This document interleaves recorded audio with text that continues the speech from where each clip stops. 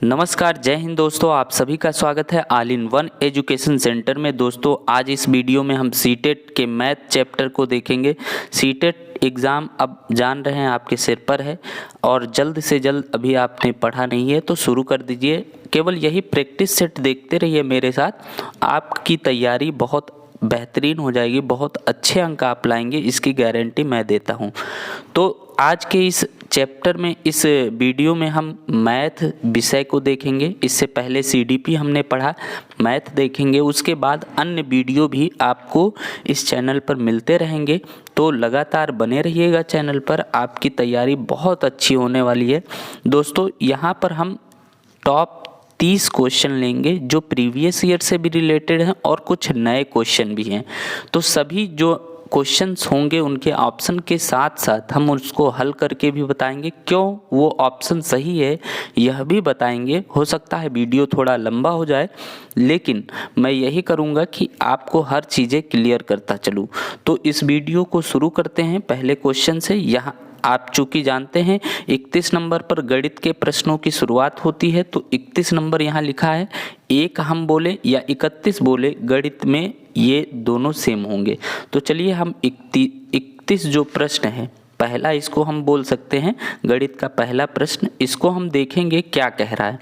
थोड़ा सा ये अलग प्रश्न है, रीजनिंग से रिलेटेड है, क्योंकि आप हो सकता है आपने ना पढ़ा हो तो थोड़ा सा समझने में आपको कठिनाई हो, लेकिन हम बहुत अच्छे तरीके से बेसिक मेथड बता देंगे, ऐसा ट्रिक बता देंगे कि आपका कोई भी क्वेश्चन इससे रिलेटेड आएगा, आप आसानी से तुरंत देखते ही कर देंगे, केवल 2 सेकंड में। तो चलिए इसको शुरू करते हैं। पहला क्वेश्चन कह रहा है कि एक पासे के विपरीत फलकों की संख्याओं का योगफल 7 होता है। चूँकि आप जान रहे हैं कि आप लूडो खेलते हैं, लूडो में आप देखे होंगे कि ऐसे फलक बने होते हैं और वहाँ पर यहाँ 1 लिखा है तो पीछे जो है वो 6 लिखा होता है। ठीक है, सामने 1 लिखा है तो पीछे क्या होता है, उसके जस्ट पीछे क्या होता है, 6 होता है। जहाँ 5 होता है उसके जस्ट पीछे क्या होता है, 2 होता है। जहाँ 4 होता है उसके जस्ट पीछे 3 होता है। तो ऐसे क्यों होता है, इसका रीजन हम बता दें कि जो फलक होते हैं उनके आमने सामने योग कितना होता है, 7 होता है। ये यहाँ भी बताया गया है कि उनके योग कितना होता है, उनका योग 7 होता है। ठीक है, तो ये चीज़ हम याद रखेंगे। ये कई बार क्वेश्चन में ना बताया जाए, आपको बस ये निकालना होगा कौन सा इसमें सही फलक है। तो यहाँ पर आप देखिए कि लिखा है निम्नलिखित में से कौन सा पासे में सही होगा। सही आपको पासा ढूंढना है। हालांकि ऐसा पासा तो बना नहीं है तो आप तुरंत बता देते। पासा तो इस तरीके से बना है, इस तरीके से। इसको ओपन पासा बोला जाता है, इसको क्लोज पासा बोला जाता है। तो हम इसका तरीका आपको ट्रिक बता देते हैं ताकि कोई भी क्वेश्चन आपका गलत ना होने पाए। देखिए इसमें क्या होता है, ओपन पासे में हम एक बॉक्स को लेते हैं। देखिए 3 जोड़े बनेंगे, कोई भी ऐसा नहीं होगा जिसमें 6 बॉक्स नहीं होंगे। 6 बॉक्स होना ज़रूरी है पासे में। तो ये कैसे भी तरीके से बनाए जा सकते हैं, लेकिन हमको 3 जोड़े ऐसे बनाने हैं जिनका योग 7 आना चाहिए। 3 जोड़ो, ये नहीं कि एक जोड़ा 7 आ रहा है, 2 जोड़े नहीं आ रहे, तीनों जोड़े 7 आने चाहिए।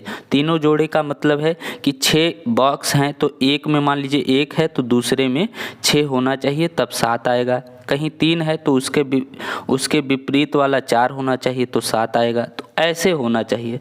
तो चलिए हम देखते हैं कि कौन सा इसमें सही है। ठीक है, इसमें सही कौन सा है ये हमें चेक करना है। तो देखिए इसका तरीका क्या होता है, हम एक बॉक्स जो हम लेते हैं इसको थोड़ा सा हम क्लोज करते हैं, थोड़ा सा बड़ा करते हैं। देखिए हम इसमें क्या करेंगे, जो हमारा एक बॉक्स लेंगे तो इसके बाद हम दूसरा बॉक्स ना लेकर हम तीसरे बॉक्स को लेंगे। यानी कहने का मतलब है एक का गैप रहेगा, इसके बीच क्या होगा, एक के बीच गैप होगा। जैसे हमने 2 लिया तो उसके बाद एक बॉक्स छोड़ेंगे, फिर तीसरे बॉक्स पर आएंगे। 2 के बाद हम 1 पर गए, अब इनका योग हम करेंगे तो देखेंगे कि 7 आ रहा है कि नहीं। 2 और 1 3 होगा, 7 नहीं होगा, तो ये गलत हो गया। अगर अप्लाई कहीं नहीं हो रहा, एक बॉक्स पर भी अप्लाई नहीं हो रहा है तो वो तुरंत आप एलिमिनेट कर दीजिए, गलत हो जाएगा। अब देखिए यहाँ हमने पहला बॉक्स लिया, फिर एक छोड़ के दूसरे बॉक्स पर गए, इससे मतलब नहीं है साइड में क्या बने हैं, हम सीधा वाला देख रहे हैं, ठीक है। तो एक लिया, उसके बाद एक बॉक्स छोड़ने के बाद हम दूसरे बॉक्स पर गए, अब इसको जोड़ेंगे तो दोनों को जोड़ा हमने 7 आया, 3 और 4 7 हो गया। लेकिन अब एक अप्लाई हुआ है, अब दूसरा भी हम चेक करेंगे कि अप्लाई हो रहा है कि नहीं, तो हम 1 और 6 अब जोड़ेंगे, क्या करेंगे, अब देखिए ये तो हमने कर लिया, अब 1 और 6 को जोड़ेंगे तो ये भी 7 आ जा रहा है, तो ये भी फॉलो कर रहा है। अब यहाँ पर ये देखेंगे तीसरा जो बचा हुआ है 2 और 5 कितना हो रहा है, 7 हो जा रहा है, यानी कि ये वाला जो आपका पासा है वो बिल्कुल सही है। अब यहाँ पर और भी चेक करना चाहे तो आप देखिए 3 और 4 जोड़ेंगे तो 7 आएगा, चलिए ठीक है। लेकिन अब जो बचा है उसको चेक कर लें, 1 और 2 जोड़ेंगे तो ये 3 आएगा, 7 नहीं आएगा, तो ये भी गलत हो गया, ठीक है। ऐसे हम अल्टरनेट, एक बॉक्स को ले लिया हमने, फिर एक को छोड़ने के बाद हम तीसरे पर जाएंगे, इसको जोड़ेंगे, जोड़ने पर अगर अंकों का योग 7 आ जा रहा है तो आपका जो पासा होगा वो सही होगा। एक हम नहीं जोड़, जैसे यहाँ पर हमने देखा कि इसको जोड़े तो 7 तो आ गया, लेकिन दूसरा बॉक्स हम चेक किए, दूसरा जोड़ा चेक किए तो 3 आया, 7 नहीं आया। तो इस तरीके से हम तीनों जोड़े देख लेंगे कि 7 उनका योग आ रहा है कि नहीं, जैसे यहाँ पर तीनों का योग 7 आ गया, ठीक है। तो ये पासा जो होगा आपका सही होगा। तो पहले का बी हो गया, ठीक है। आगे हम देख रहे हैं दूसरा क्वेश्चन। दूसरे क्वेश्चन में हम समझेंगे, थोड़ा सा पेडागॉजी है गणित की, यहाँ पर बहुत अच्छे से समझ लेंगे कि गणित जो है यहाँ पर देख रहे हैं, गणित करने की युक्त के रूप में सवाल हल करना में शामिल है। क्या कौन सी युक्त है जो सवाल हल करना बताता है, अनुमान लगाना या व्यापक। अनुमान तो गणित में लगाया नहीं जाता, बिल्कुल गलत है, व्यापक नहीं हो सकता है, ठीक है। हल पर पहुंचने के लिए संकेतों का प्रयोग, तो ये चीज़ की तो जाती है, संकेतों का प्रयोग किया जाता है, हम लगाते हैं संकेत फिर गणित का हल करते हैं, लेकिन सबसे उपयुक्त आंसर क्या होगा ये हमें चेक करना होता है सीटेट में। तो यहाँ पर देखिए डी जो ऑप्शन है, क्रियाकलाप आधारित उपागम, तो यह क्रियाकलाप उपागम, ये जो है क्रियाकलाप पर आधारित उपागम है, ठीक है, सवाल हल करना, तो यह बिल्कुल सही और सटीक उत्तर हो जाएगा डी। अब आगे हम देखते हैं तीसरा क्वेश्चन। तीसरे क्वेश्चन में आपको समझना होगा कि बच्चों को कैसे हमें समझाना है, ठीक है। तो यहाँ पर लिखा है प्राथमिक कक्षाओं में आकार और स्थान की समझ विकसित करने के लिए किए जाने वाले निम्नलिखित कार्यों को क्रम में लगाना। तो पहले हमें स्पेस आपको बताना है, आकार किसी वस्तु का बताना है, तो कैसे आप बच्चों को बताएंगे, तो उसके लिए सही क्रम आपको चुनना है।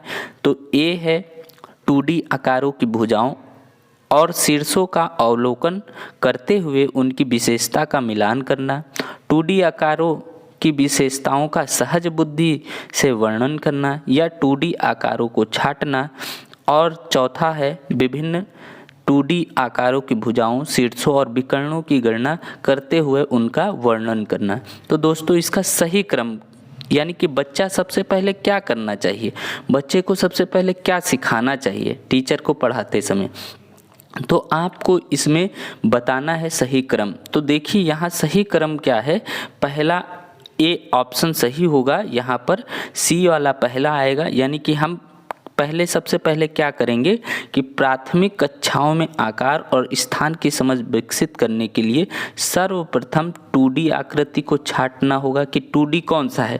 देखिए 2 डायमेंशनल क्या होते हैं, जिनमें 2 विमीय होते, दो दिशा दिए हों, 2 मतलब मात्रक दिए हों, जैसे लंबाई गुणे चौड़ाई, क्षेत्रफल, ये 2D मतलब आयत जैसे बना है ये 2D है, ठीक है, आयत है, वर्ग है, ये 2D है, ठीक, त्रिभुज है, ये 2D है, ठीक। अगर 3D की बात की जाए, जैसे हम ये घन या घनाभ बनाते हैं ये 3D हो जाते हैं, यानी 3 डायमेंशनल होते हैं, यानी लंबाई गुणे चौड़ाई गुणे ऊंचाई होता है। जिनमें 2 यूनिट हो वो 2D हो गया, जिनमें 3 यूनिट होते हैं वो 3D होते हैं। चलिए यहाँ पर अब आगे समझते हैं। तो ये पहला कर लेंगे, फिर इसके बाद क्या करेंगे, उनके बाद 2D आकारों की भुजाओं, शीर्षों और विकर्णों की गणना करते हुए वर्णन करना होगा कि 2D आकारों की विशेषताओं का सहज बुद्धि वर्णन करना। तो ये सब चीज़ें क्रम लगाएंगे हम धीरे धीरे। आगे है ये देखिए निदानात्मक, आप जान रहे हैं उपचारात्मक और निदानात्मक क्या होता है, यह भी CDP का क्वेश्चन आता है कि निदानात्मक क्या है और उपचारात्मक क्या है। किसी समस्या को समझना, उस जैसे किसी बच्चे को किसी समस्या आ रही है तो उस समस्या को समझकर उसका निदान कर देना निदानात्मक हो जाता है। ठीक है, तो निदानात्मक परीक्षण का उद्देश्य क्या है। संत्रात परीक्षा के लिए जो सत्रीय परीक्षा है उसके लिए प्रश्न पत्र की योजना बनाना, बच्चों की समझ में निहित रिक्तियों को जानना, अभिभावकों को प्रतिपुष्टि यानी कि फीडबैक देना या प्रगति प्रपत्र को भरना। तो इसका सही उत्तर क्या हो जाएगा, 34वें का B सही उत्तर हो जाएगा। बच्चों को समझ में निहित रिक्तियों को जानना, मतलब बच्चों के अंदर जो रिक्तियां हैं, जो कमी है, उसके बारे में समझना और उसको जानना। ठीक है, ये होता है निदानात्मक परीक्षण का मुख्य उद्देश्य। आगे हम जानेंगे 35वां यानी कि 5वां क्वेश्चन गणित का होगा। जब राजन के एक कोई बच्चा है राजन, उसके सामने शाब्दिक समस्याएं आती हैं तो वह प्रायः पूछता है मैं जमा करूं या घटाना, यानी कि जोड़ना है उसे या घटाना है सवाल में, तो मैं गुणा करूं या भाग करूं, ये पूछता है। इस तरह के प्रश्न बताते हैं कि जैसे बच्चा राजन है वो जान नहीं पा रहा है कि जो प्रश्न पूछा गया है उसमें उसे जोड़ना है या घटाना है या गुणा करना है। जैसे शाब्दिक प्रश्न कई आते हैं ना कि ये इतने बालक हैं, इस बालक और इतनी बालिकाएं हैं कक्षा में, तो बालक को बालिकाएं कितने अधिक हैं ये बताना है। तो ये शाब्दिक प्रश्न हो गया। तो इस शाब्दिक प्रश्न में बच्चा राजन जो है वो जान नहीं पा रहा है कि जोड़ना है, उसे घटाना है या गुणा करना है या भाग करना है। तो इसके लिए टीचर को क्या करना चाहिए, एक अध्यापक को इस समस्या को दूर करने के लिए क्या करना चाहिए। राजन को जोड़ गुणा नहीं कर सकता है, क्या यह दर्शा रहा है कि राजन को जोड़ या गुणा करना नहीं आता है। ठीक, या फिर राजन कक्षा में बाधा डालने के लिए अवसर खोजता है, या फिर राजन को भाषा समझने में कठिनाई हो रही, या राजन संख्या संक्रियाओं को समझ नहीं सकता। तो देखिए ये चीज़ें नहीं हो सकती हैं क्योंकि बच्चे को इतना नहीं मालूम होता है कि उसे अवरोध उत्पन्न करना है क्लास में। उससे मेनली है डी ऑप्शन की राजन संख्या संक्रियाओं को नहीं समझ सकता। संक्रियाएं मतलब जो होती हैं जोड़ घटाना गुणा भाग, ये गणित की संक्रियाएं हैं, वो बच्चा सही से समझ नहीं पा रहा है। ठीक है, इसलिए उससे ये प्रश्न करना पड़ जाता है क्लास में। अब देखिए बहुत ही अच्छा और महत्वपूर्ण क्वेश्चन है। यहाँ पर छठा क्वेश्चन देख रहे हैं। एक समचतुर्भुज के विकर्णों की लंबाई 8 सेंटीमीटर और 6 सेंटीमीटर है, इसका परिमाप बताइए। तो देखिए समचतुर्भुज का आप देखेंगे तो चित्र ऐसा होता है। समचतुर्भुज जो है, या फिर ऐसे बना लीजिए, देखिए समचतुर्भुज का हम चित्र बना के आपको समझा रहे हैं कि कैसे करेंगे। ये देखिए समचतुर्भुज है, समचतुर्भुज के विकर्ण दिए हैं। एक क्या दिया है, एक 8 सेंटीमीटर है, ये वाला मान लीजिए 8 है, और ये वाला जो है ये 6 सेंटीमीटर है, यानी ये वाला जो 6 है और ये वाला जो है वो 8 है। फिर से थोड़ा सा बड़ा बना लेते हैं चित्र। एक ऐसे बना है, ठीक, यहाँ पर ये वाला जो है ये 8 है और ये जो विकर्ण है वो 6 है। ठीक, तो अब कह रहा है कि उसका परिमाप बताइए। तो देखिए जब समचतुर्भुज की बात की जाए तो जो विकर्ण होते हैं वो आपस में 90 डिग्री पर एक दूसरे को काटते हैं। ठीक, 90 डिग्री को काटते हैं। तो आप समझ जाइए अब देखिए इसमें एक त्रिभुज बन जाएगा। क्या बन जाएगा, त्रिभुज बन जाएगा। 90 डिग्री पर जब भी कोई त्रिभुज बना होता है 90 डिग्री वाला, यानी कि एक कोण 90 डिग्री हो तो उसमें पाइथागोरस प्रमेय लग जाता है। तो अब देखिए ये 8 होता है तो ये समद्विभाजक होते हैं, सम दो बराबर भागों में बांट देते हैं समचतुर्भुज के विकर्ण। तो ये 8 है तो इसके एक एक भुजा जो हो जाएंगी वो 4 4 की हो जाएंगी, यानी आधा आधा हो जाएगा। और ये जो 6 है वो 3 3 की एक एक भुजा हो जाएगी। तो अब हमें क्या करना है, ये एक तो 4 आ गया, एक 3 आ गया, अब तीसरा हमें निकालना है। तो पाइथागोरस प्रमेय लगा देंगे कि कर्ण स्क्वायर बराबर आधार स्क्वायर और प्लस आधार स्क्वायर प्लस लंब स्क्वायर। ठीक है, तो ये जब लगाएंगे तो ये देखिए 4 और 3 दिया है तो 4 का स्क्वायर कितना हो जाएगा 16 और 3 का स्क्वायर कितना हो जाएगा 9। दोनों को जोड़ देंगे कितना आएगा 25 आ जाएगा रूट के अंदर। तो इसका एक भुजा क्या आ जाएगी 5। तो अब देखिए यहाँ पर क्या आ गया आपका 5, ये भुजा आ गई। ठीक, ये 5 आ गई। तो अब देखिए समचतुर्भुज में क्या हो जाता है कि ये 5 है तो सामने वाली भुजा भी 5 हो जाएगी। ठीक, और ये वाली अब देखिए यहाँ पर क्या था कि ये 5 है, ये 5 है, तो अब देखिए 5 ये भी हो जाएगी, 5 ये भी हो जाएगी। अब तीनों को हम चारों को जोड़ देंगे। परिमाप का मतलब क्या होता है साइड, सम्स ऑफ साइड। तो 5 ये है, 5 ये है, 5 ये है, 5 ये है, पांचों भुजा चारों भुजाओं को जब जोड़ेंगे तो 20 आ जाएगा, पांचों को 20। तो इसका सही उत्तर क्या हो जाएगा सी।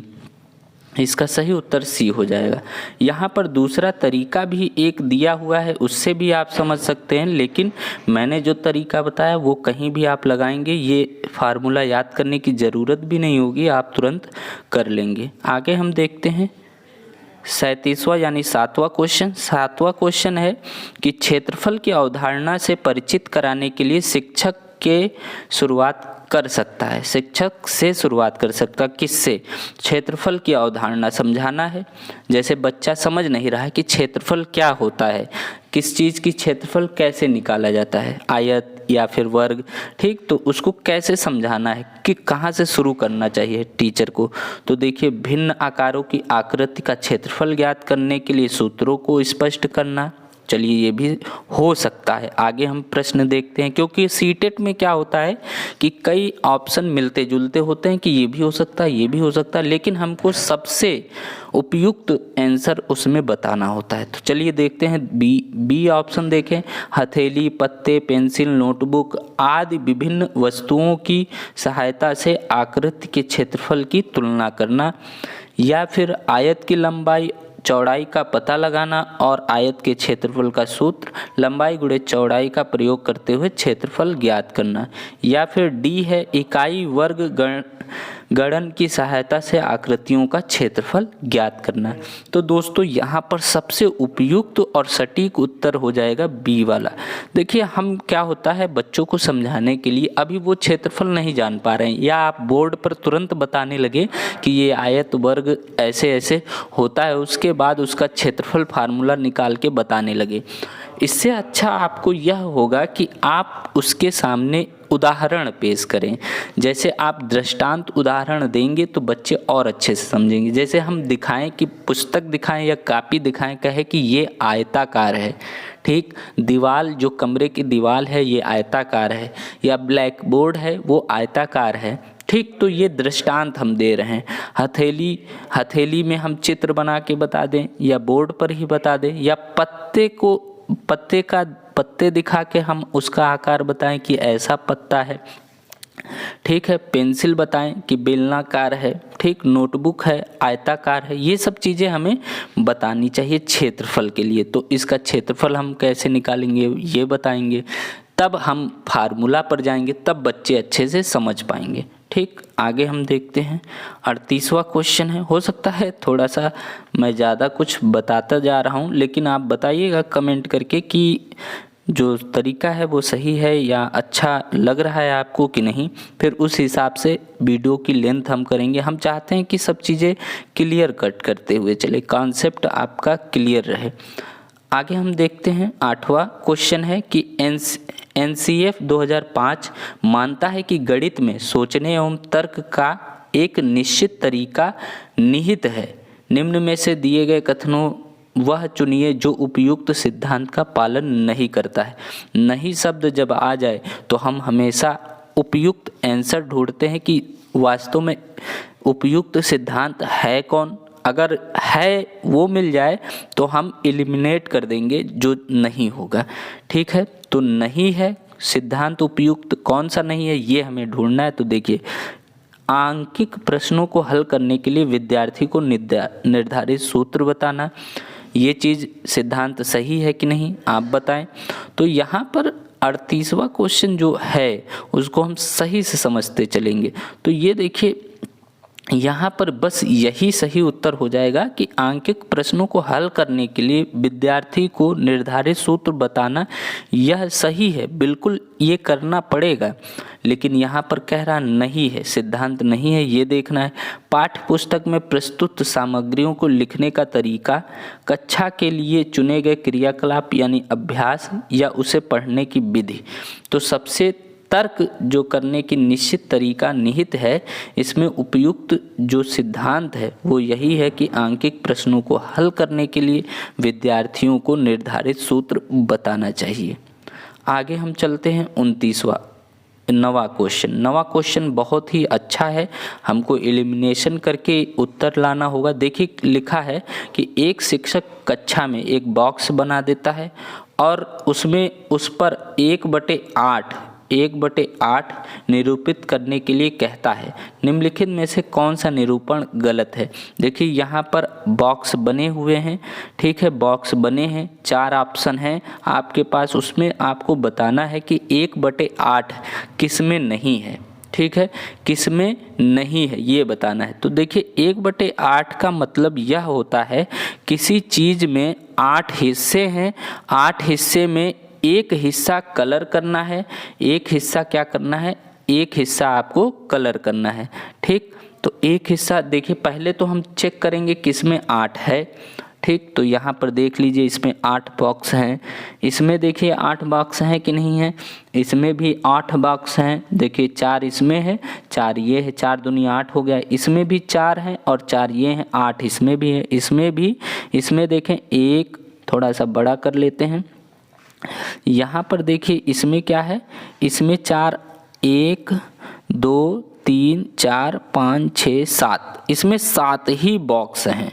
जब 7 बॉक्स हैं, यहाँ पर देखिए 8 है, इसमें भी 8 है, इसमें भी 8 है, इसमें तो 7 ही है और एक कलर है। ये चलिए एक कलर तो करना है, बिल्कुल सही है, लेकिन इसमें 7 ही बॉक्स हैं तो यह गलत हो जाएगा, बाकी सब सही हैं। ठीक है, तो यहाँ सही उत्तर क्या हो जाएगा, सी। आगे हम देखते हैं 40, बचपन वाला सवाल आ गया है और आप तुरंत इसका उत्तर देंगे कि ये जो संख्या लिखी है इसको पढ़ा कैसे जाएगा। तो यहाँ हम इकाई से जोड़ते हैं, इकाई, दहाई, सैकड़ा, हजार, 10,000, लाख। ठीक, इकाई, दहाई, सैकड़ा, हजार, 10,000, लाख।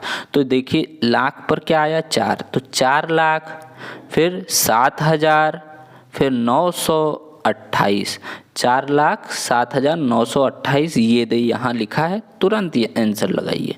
आगे हम चलते हैं।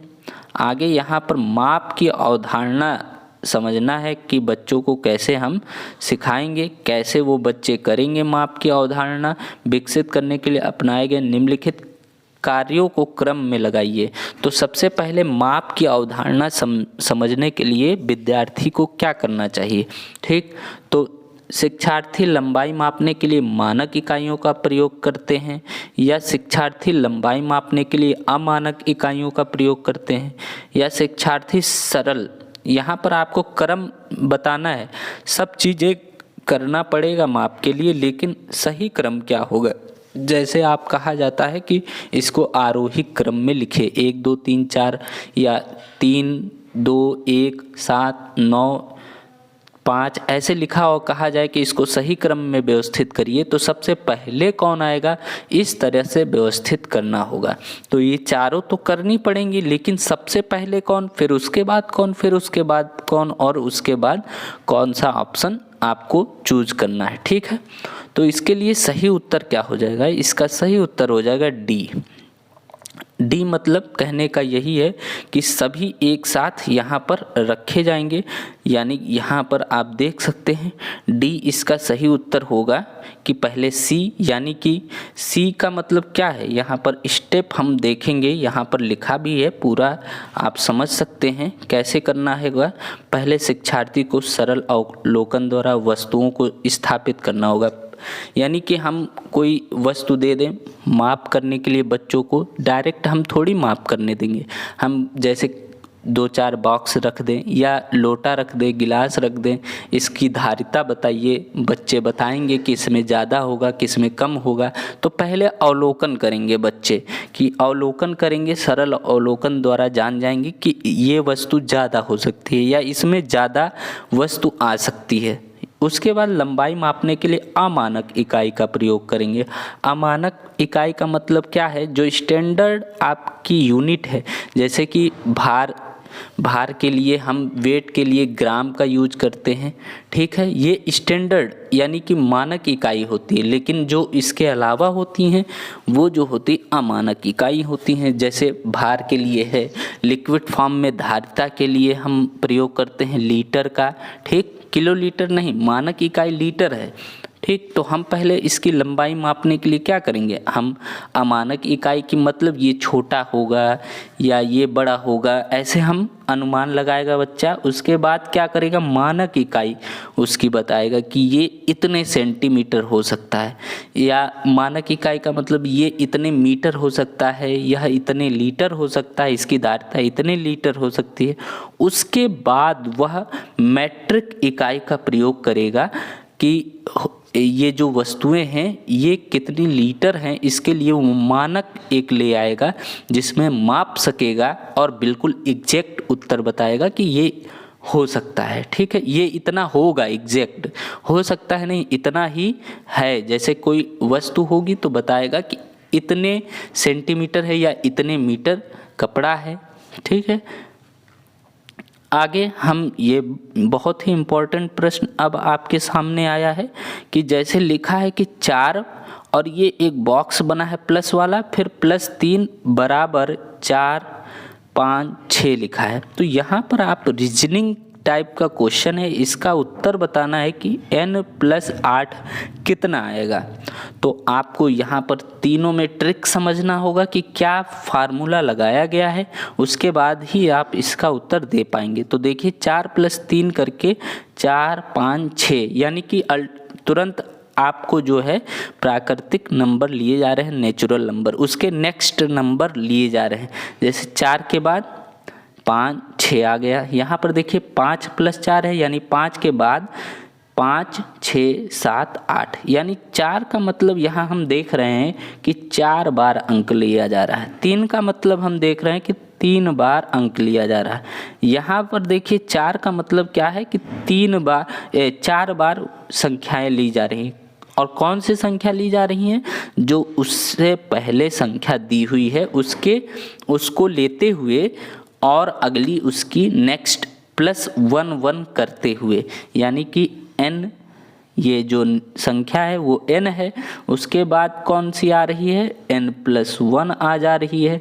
उसके बाद क्या आ रहा है, n+2 आ रहा है। कहने का मतलब n कोई नंबर है, यानी कि 4 जैसे हमने लिया तो 4 के बाद क्या हम करेंगे, 4 में 1 जोड़ेंगे 5 हो जाएगा, 5 में 1 जोड़ेंगे 6 हो जाएगा, या फिर आप कह सकते हैं 4 में 2 जोड़ेंगे तो 6 हो जाएगा।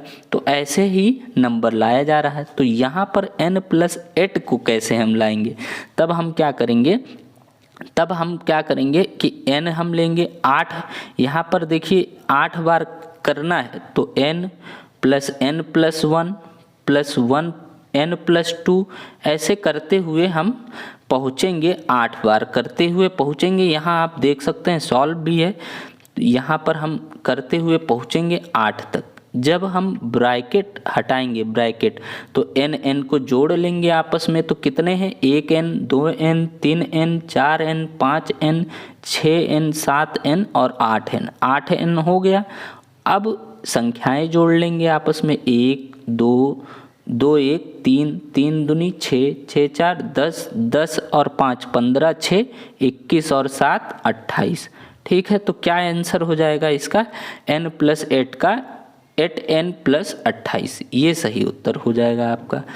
अब अगला प्रश्न हम देखेंगे। अगले प्रश्न में आपको दिया है कि बच्चे, अब थोड़ा सा प्रश्न पढ़ लें फिर ऑप्शन पर आएंगे, कि बच्चे के पर्यावरण में जो वस्तुएं लुढ़कती या फिसलती हैं उन पर कक्षा में चर्चा शुरू करो। बच्चों को उनकी आकार दिखाने में और यह समझाने में कि कैसे कुछ वस्तुएं लुढ़कती हैं और कुछ फिसलती हैं सहायता करो।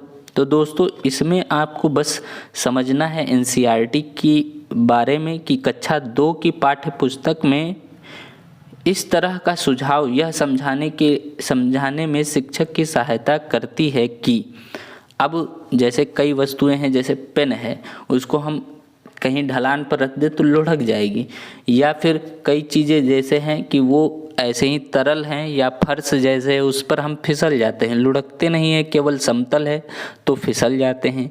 ढलान वाली चीज़ें हैं वहाँ पर कुछ वस्तुएं लुढ़क जाती हैं। ठीक, तो उनको समझाना है कि आपको कैसे क्या करेंगे, कैसे समझाएंगे बच्चों को कि वस्तुएं कैसे क्यों लुढ़कती हैं।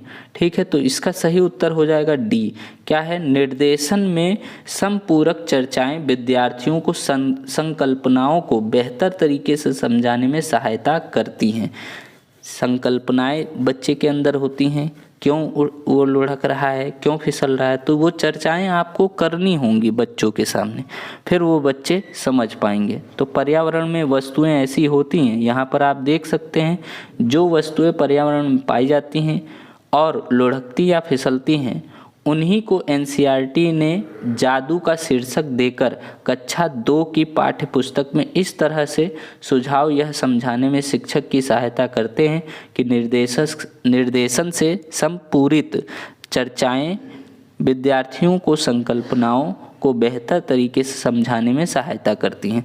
दोस्तों एनसीईआरटी की जो बुक हैं वो 2, 3, 4, 5 जो भी पुस्तकें हैं वो ज़रूर 5 तक पढ़ लें। आपके टेट जो है वो बहुत अच्छे से निकल जाएगा, उसमें कोई दिक्कत नहीं होने वाली है।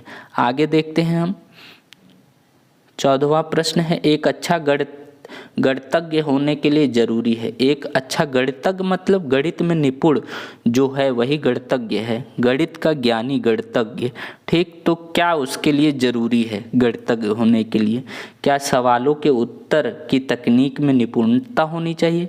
ये सही है, लेकिन सबसे बेटर हमें देखना है अधिकतर सूत्रों को याद करना, बहुत जल्दी सवालों को हल करना, या सभी अवधारणाओं को समझना, लागू करना और उसमें संबंध बनाना। तो बिल्कुल सही डी हो जाएगा कि हमें अवधारणाएं आनी चाहिए कि कैसे अवधारणाएं होती हैं, कैसे लगाया जाता है, तरीका क्या है, फिर लागू करना, इम्प्लीमेंट करना किसी भी सूत्र को, फिर उसमें संबंध स्थापित करना। ये सही एक शिक्षक की विशेषता होती है।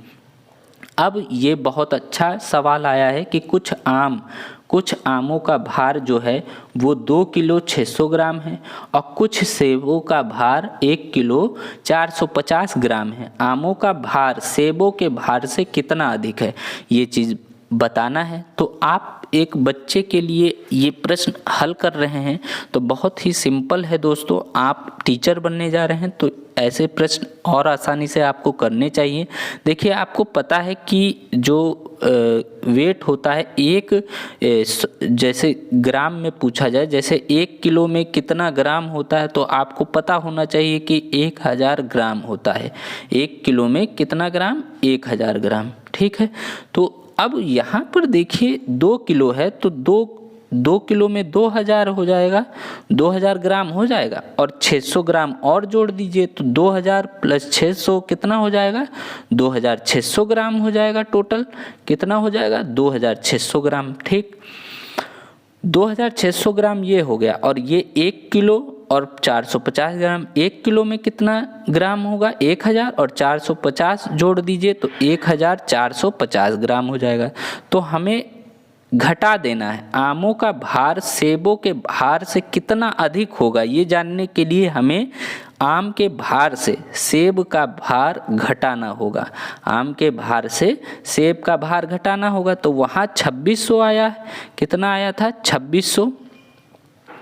तो यहाँ पर हम देखेंगे 2600 में माइनस करेंगे कितना, 1450 ग्राम। तो इसको घटाएंगे कितना आएगा, 0, फिर 10 में से 5 गया 5, फिर यहाँ पर 5 में से 4 गया 1, और यहाँ पर कितना बचा, यहाँ पर 150 ग्राम आया है, 150 ग्राम।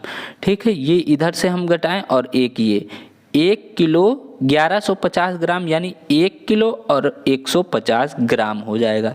तो यहाँ पर 1 किलो 150 ग्राम कहाँ आया है, 1150 में 1000 को 1 किलो कह लेंगे और 150 ग्राम हो जाएगा, तो 1 किलो 150 ग्राम सही उत्तर हो जाएगा सी।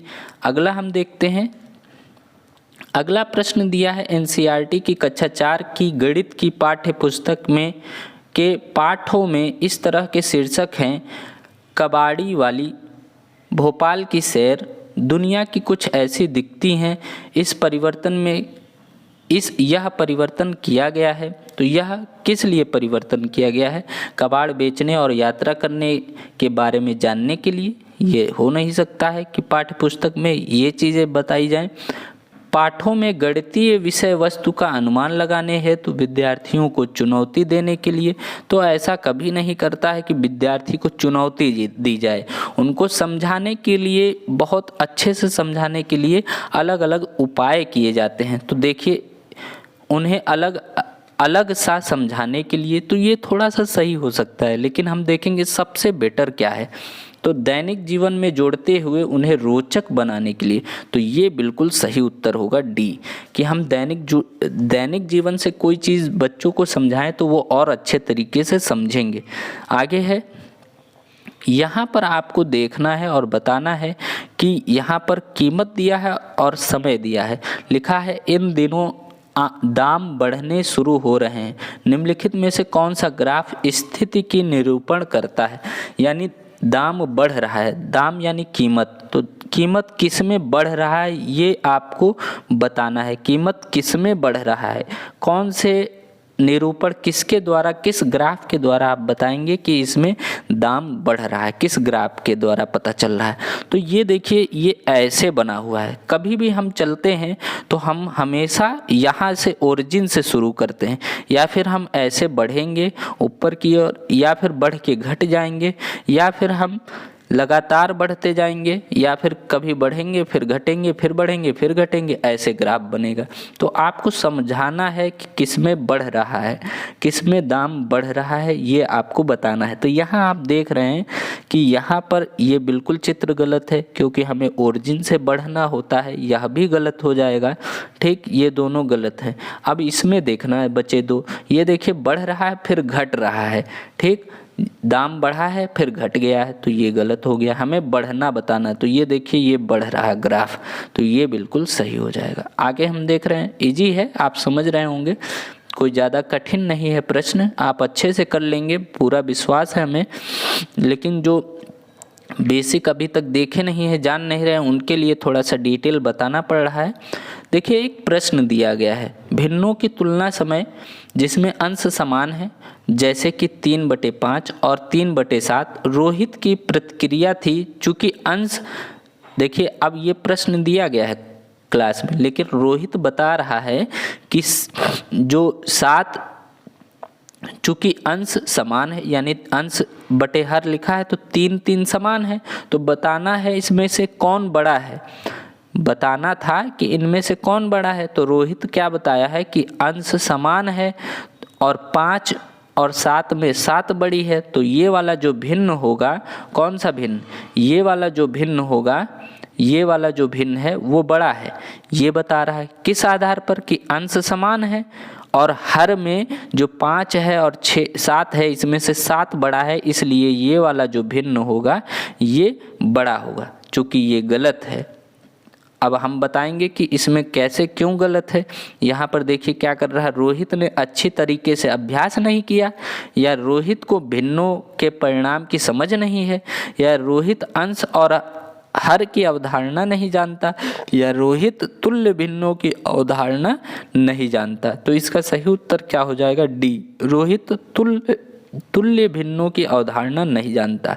जैसे तुल्य भिन्न, जैसे 3/7 इसमें तुलना करनी है ना, कि 3/5 लिखा है, सॉरी ये 3/5 है। तो देखिए क्या होता है ना कि हम इसको भाग करके चेक करते हैं पहले, ठीक है, भाग करके चेक करते हैं तो कितना बनेगा, 3 चौक 12, 7 त्रिक 7 चौक 28, तो 0.4 लगभग आएगा, उसके आगे भी आएगा, हम पूरा नहीं हल करेंगे। और 5 छक्का 30, 0.6। तो यहाँ पर देखिए इन दोनों में कौन बड़ा है, ये बड़ा है। जो भाग करने पर संख्या बड़ी आती है वही भिन्न बड़ा होता है, यानी कि ये भिन्न बड़ा होगा, ना कि ये। तो यहाँ पर रोहित जो है तुल्य भिन्नों की अवधारणा जो है वो नहीं जानता, इसलिए वो गलत उत्तर बता दिया। आगे हम देखते हैं, भिन्नों की अवधारणा से परिचित करने के लिए शिक्षक शुरुआत कहाँ से कर सकता है? तो वह उसके आसपास की वस्तुओं के भिन्न भागों की पहचान करना हो सकता है। भिन्न वस्तुओं में जो विभिन्न भिन्नों में अंश और हर की पहचान करना, या संख्या रेखा पर भिन्न का पता लगाना, या a/2 के रूप में भिन्न लिखना जिसमें b does not equal to 0 है। तो यहाँ पर सबसे उपयुक्त उत्तर क्या है, a, उनके आसपास की वस्तुओं में भिन्न भागों की पहचान करना। जैसे हम बाल्टी में आधे बाल्टी पानी भर दें, ठीक, फिर कहें कि ये कितना है, तो बताएं कि आधा ही पानी भरा है, इसलिए 1/2 हो जाएगा। 2 भागों में एक ही हिस्सा भरा हुआ है, इसलिए या फिर आप गोला बनाएं और 4 हिस्से कर दे गोले में, फिर एक को कलर कर दे, तो इसको बताएं कि 1/3 हो जाएगा, ठीक है, 1/4 हो जाएगा। कितना होगा, 1/4 हो जाएगा, यानी एक कलर है, 4 में एक हिस्सा कलर है। इस तरह से हम समान वस्तुओं को दिखाकर, मौजूद वस्तुओं को दिखाकर फिर उसमें भिन्न का अंतर समझाने की बात बताएं, ठीक। आगे यहाँ पर देखेंगे 50वां क्वेश्चन है कि माचिस की तिल्लियों में बने निम्नलिखित पैटर्न की जांच कीजिए। तो यहाँ पर देखिए 1 चरण है, 2 चरण है, 3 चरण है, ठीक है। तो यहाँ पर आपको बताना है कि इसमें क्या सही होगा। यदि पैटर्न निरंतर जारी रखें तो 15वें चरण के लिए कितनी तिल्लियों की आवश्यकता होगी। यहाँ पर देखिए 1 चरण में कितनी तिल्लियों की आवश्यकता है, यहाँ पर आप देख सकते हैं 1 2 3 4 5 6, 1 2 3 4 5 6, ठीक, 1 2 3 4 5 6 7 8 9 10, ठीक। तो यहाँ पर आप देख रहे हैं 6 है, फिर 10 है, यहाँ पर कितना है 1 2 3 4 5 6 7 8 9 10 11 12 13 14, यहाँ पर कितना है 14। तो ऐसे देख रहे हैं 6 10 फिर 14, इस तरह से बढ़ रहा है, 4 संख्याएं बढ़ती जा रही हैं। तो 15वें चरण में क्या होगा, तो यहाँ पर आपको बताना है कि 15वें चरण में कितना आ जाएगा, 62 आ जाएगा। 15 चौकू 60 और 2 बढ़ जाएंगे तिल्लियाँ, तो कितना हो जाएगा, यहाँ पर यहाँ देख सकते हैं लिखा हुआ है, सॉल्व भी है। इस आकृति में तिल्लियों की आकृति का पैटर्न दिया गया है, उसके अनुसार 15 चरण में 4 तिल्लियों की आवश्यकता, आकृति 14 होगी और 6 तिल्लियों की आकृति 1 होगी। तो 14 और 6 यहाँ पर देखेंगे, 14 चौकू कितना हो जाएगा 56 और 6 एक जो तिल्लियाँ होंगी उस अनुसार 62 हो जाएगा। यहाँ पर देख सकते हैं जिस प्रकार तिल्लियों की आकृति का पैटर्न दिया गया है उसके अनुसार 15 चरण में 4 तिल्लियों की आकृति वाली 14 हो जाएंगी। यहाँ पर देख सकते हैं कि 4 तिल्लियों की आकृति यहाँ पर देख रहे हैं, ठीक है, यहाँ पर 4 तिल्लियों की आकृति वाले हैं, फिर यहाँ पर 1 वाली तिल्लियों की हैं। तो ऐसे ऐसे करके सब कितनी हो जाएंगी, यहाँ पर देखिए 2 की हैं और यहाँ पर फिर 2 की हैं, यहाँ पर 6 हो जाएंगी, फिर यहाँ 2 की हैं। तो ऐसे करके 2 वाली जो 6 वाली हैं यानी कि 4 तिल्लियों वाली हैं वो 14 हैं और 6 तिल्लियों वाली 1 हो जाएगी। तो इस तरह से इसको सॉल्व करेंगे। आगे है एक आयत की लंबाई l है, उसकी चौड़ाई लंबाई की आधी है। ठीक है, तो यहाँ पर आप सवाल सॉल्व करके भी देख सकते हैं। बिल्कुल सवाल दिया है कि लंबाई l है, चौड़ाई और लंबाई की आधी है, तो हम चौड़ाई मान लिया कि लंबाई कितनी है। जो चीज़ नहीं दिया है उसको मान लेंगे हम कि इसकी चौड़ाई लंबाई की आधी है, तो लंबाई हम मान लेंगे x, या फिर हम लंबाई l मान लें, x माने या l माने कोई बात नहीं है। तो हमने l मान लिया, लंबाई l है आयत की, तो चौड़ाई इसकी कितनी हो जाएगी, आधा, यानी l/2 ये चौड़ाई हो जाएगी और वो क्या हो जाएगी, लंबाई हो जाएगी। l यहाँ पर लंबाई हो गई और चौड़ाई आधी है, इसलिए l/2 हो गई। तो आयत की लंबाई 2l हो जाएगी। नई जो लंबाई आएगी वो क्या हो जाएगी, 2l हो जाएगी। और परिमाप क्या होगा, 2 ब्रैकेट के अंदर लंबाई प्लस चौड़ाई। तो यहाँ पर हम कर लेंगे, सॉल्व करेंगे, इसका परिमाप कितना आ जाएगा, 5l। ठीक है, तो लंबाई गुणे चौड़ाई का फार्मूला लगा लेंगे, उसी अनुसार हम इसको कर लेंगे, कोई दिक्कत नहीं है इसमें। आगे है कि षटभुजाकार पिरामिड के बारे में कौन सा कथन सत्य है।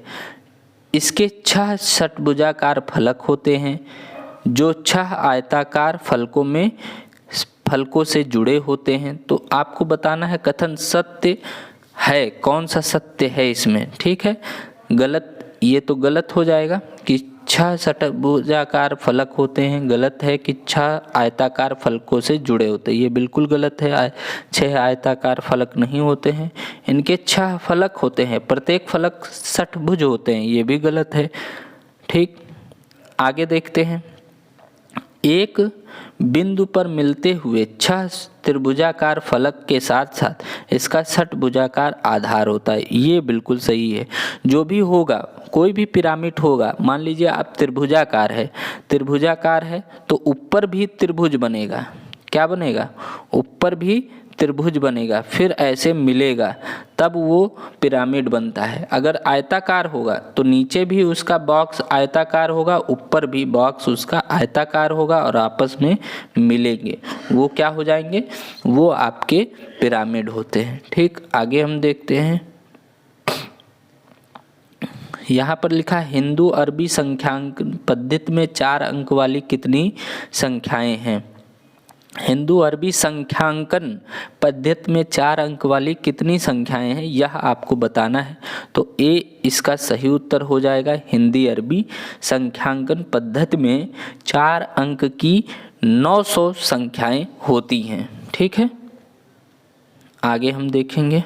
ये देखिए, ये प्रश्न थोड़ा सा ट्रिकी है और थोड़ा सा टफ है, तो इसको हम समझेंगे। ठीक है, यहाँ पर देखिए दिया है कि 54 सवाल की, ये देखिए 2 आकृतियाँ बनी हुई हैं। क्या 2 आकृतियाँ बनी हैं, इनमें से आपको सॉल्व करके बताना है कि जो इकाई है, कोई एक इकाई है, उसका 3/4 है।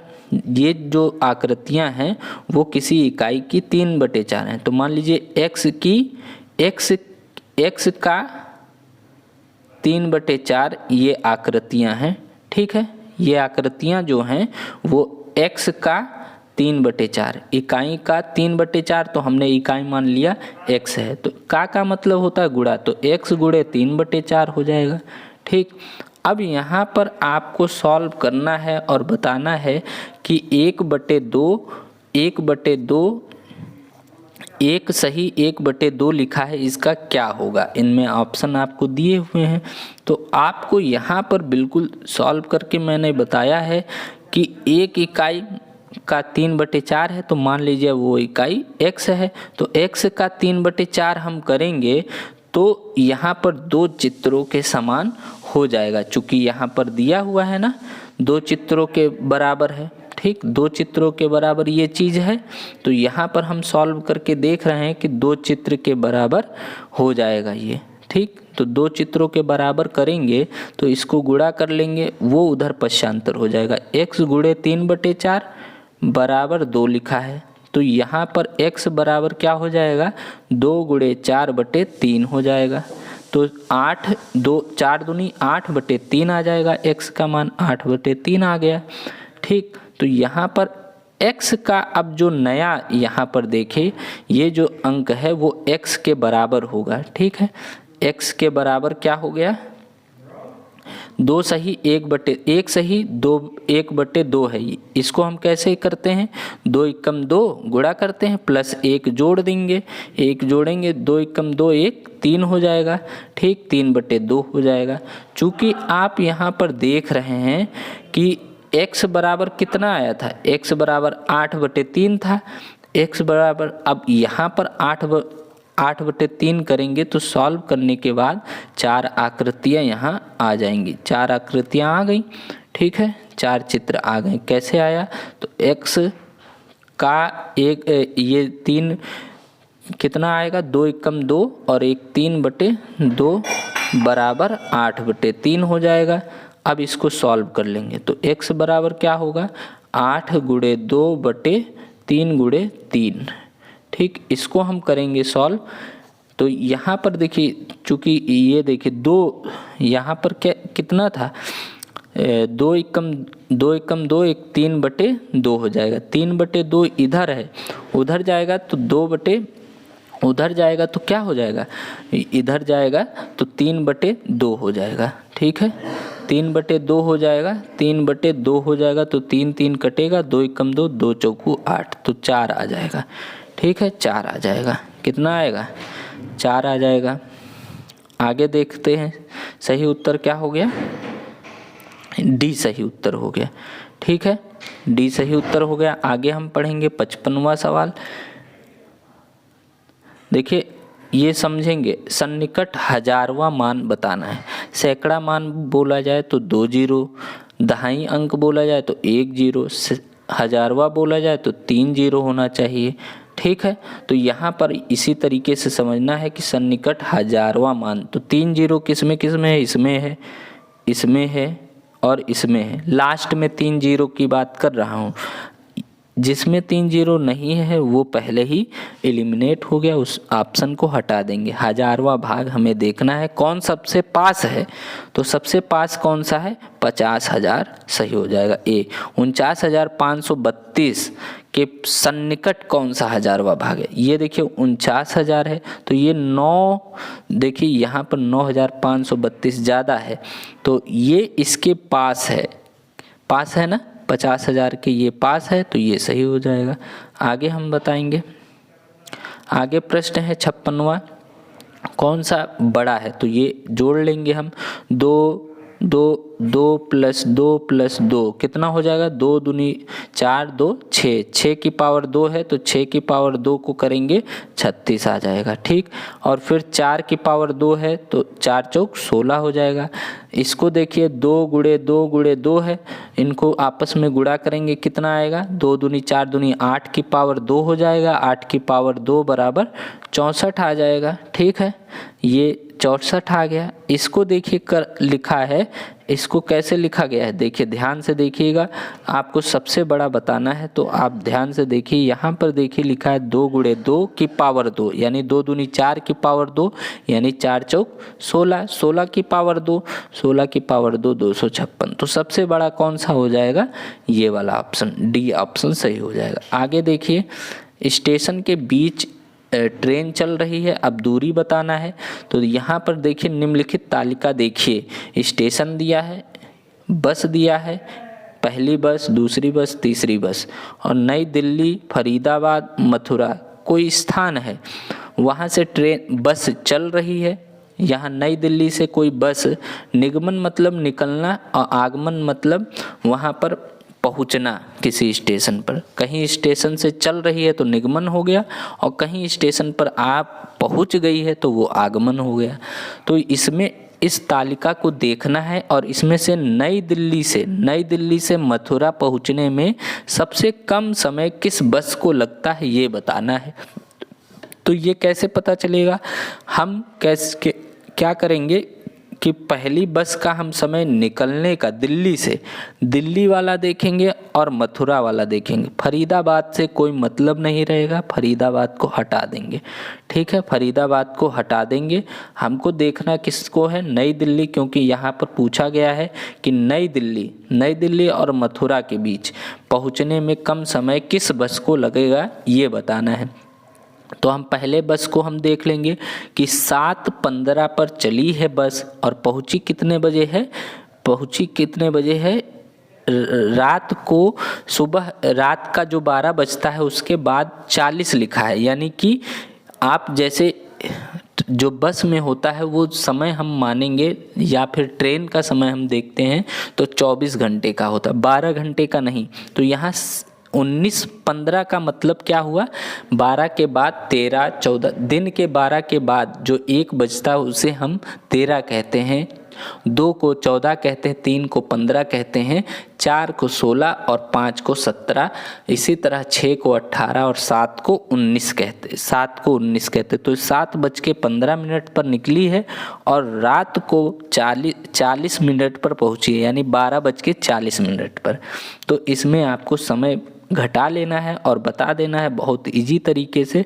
वो तो आप समय जोड़ लेंगे और पहली बस का जो निकलेगा वो 5 घंटा 25 मिनट लगेगा और दूसरी बस का जो होगा वो 5 घंटा 40 मिनट और तीसरी बस को 5 घंटा 10 मिनट लगेगा। तो सबसे कम समय किसको लगा है, बस 3 नंबर को, 3 वाला बस। एक निकाल के भी दिखा दे रहे हैं हम आपको ताकि आप ऐसा प्रश्न आए तो लगा ले। तो देखिए बस जो नई दिल्ली है तीसरी बस 16:45 पर निकली है और पहुंची कितने बजे है मथुरा, 9:55। यानी देखिए जब पहुंचता है उसमें से चलने वाला समय हम निकाल देते हैं। जैसे हम कहें कि आप 4 बजे महमूदाबाद से चले हैं और लखनऊ जो है 6 बजे पहुँचे हैं, तो कितना समय लगा है। तो कैसे बताते हैं, आप जो समय पहुँचे हैं उस समय को निकलने वाले समय से घटा देते हैं।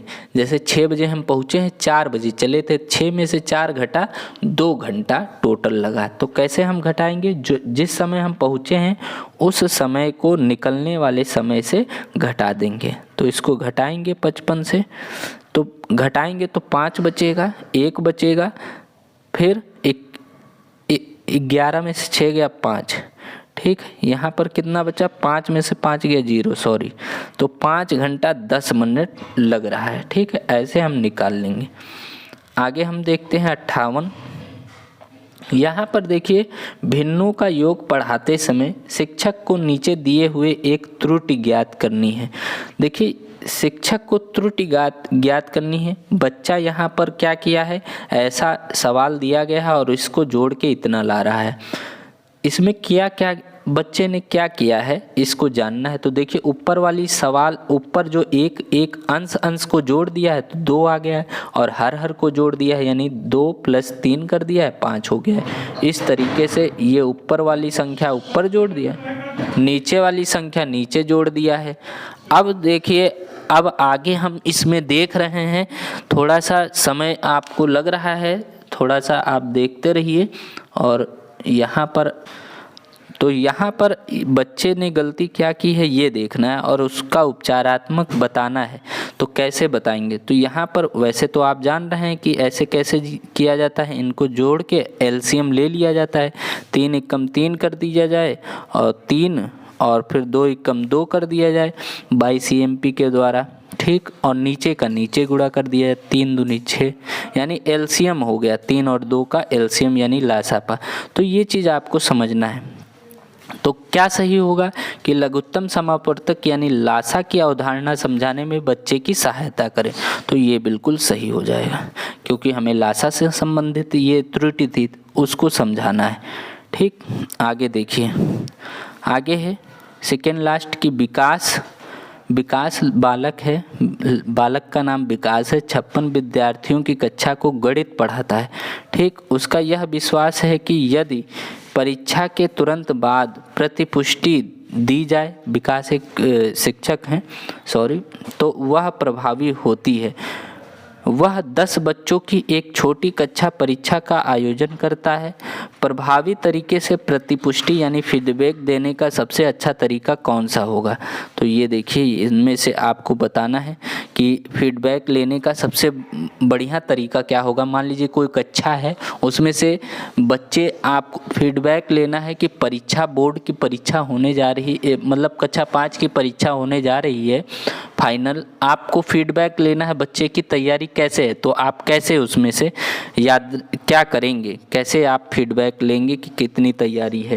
तो उस कक्षा की तैयारी को पता करने के लिए हम क्या करेंगे? तो पहला है, वह यादृच्छिक रूप से किसी एक कॉपी का चयन करें और बोर्ड की सहायता से उस कॉपी में उत्तर प्राप्त करने की विधि पर चर्चा करें। या फिर वह विद्यार्थियों को एक दूसरे के उत्तर जांच करने दें और तीसरा है कि वह प्रत्येक सवाल के हल को बोर्ड पर समझाएं और विद्यार्थियों से कहें कि वह स्वयं अपने उत्तर की जांचें करें। तो ये सब चीज़ें नहीं हो सकती हैं। अगला है कि पूरी कक्षा के लिए चर्चा का आयोजन कर सकता है कि वे किन तरीकों से उत्तरों तक पहुँचे और सही उत्तर पहुँचने की प्रभावी युक्ति कौन सी है। तो दोस्तों ये बिल्कुल सही है, चौथा डी ऑप्शन सही होगा कि हम जैसे कोई सवाल है, कई प्रश्न होंगे तो उस चर्चा करेंगे कि कैसे उस सारे प्रश्न के उत्तर करने चाहिए और सारे प्रश्न को उत्तर करने का तरीका, हल करने का कई तरीका हो सकता है। ज़रूरी नहीं किसी एक सवाल को सॉल्व करने का एक ही तरीका हो सकता है उसके कई और तरीके भी हों। तो सभी तरीके बताएं। हो सकता है बच्चे को एक तरीका नहीं समझ में आया, दूसरा तरीका बहुत अच्छे से समझ में आया। तो सारी तरीके बताए जाने चाहिए, तरीकों को अपने उत्तर तक पहुँचें और सही उत्तर पर पहुँचने के प्रभावी युक्त कौन सी है यह भी बताएं। ठीक है, लास्ट क्वेश्चन होगा, एक शिक्षक आकार पढ़ाने के लिए ऐतिहासिक स्थानों के भ्रमण की योजना बना सकता है, क्योंकि आकार की वास्तुकला एक अभिन्न हिस्सा होते हैं और इस तरह से भ्रमण सभी विषयों के आपसी संबंधों को बढ़ावा देते हैं। आपको जैसा बताया था कि सीटेट में थोड़ा लंबा जो प्रश्न उत्तर विकल्प होता है वो मैक्सिमम चांस होता है 90% कि वो सही हो, लेकिन ऐसा आप नहीं करिएगा, पढ़ लीजिएगा फिर ही उत्तर कीजिए। तो इसका सही उत्तर ए ही होगा मेरे ख्याल से। आगे आप पढ़ेंगे तो कोई भी उत्तर सही नहीं लगेगा। उसमें समय रहते अधिकांश पाठ्यक्रम पूरा कर लिया है और अवकाश उपलब्ध कराने की आवश्यकता है, ये बिल्कुल गलत है। यह गणित की योजना की कक्षा के लिए एक अच्छा अवकाश होगा, ये भी गलत है। ठीक है, तो ये सब चीज़ें हैं। अब अगली कक्षा में हम EVS भी पढ़ेंगे। यहाँ पर पर्यावरण अध्ययन है तो इसको हम पढ़ेंगे। एक प्रश्न भी आप देख सकते हैं कैसी प्रश्नों की श्रृंखला है, सभी अच्छे मतलब पूरी डिटेल में आपको समझाएंगे, बहुत अच्छे से समझ में आएगा। दोस्तों इस वीडियो में इतना ही। जय हिंद, जय भारत। शेयर ज़रूर करिएगा और कमेंट ज़रूर करिएगा दोस्तों।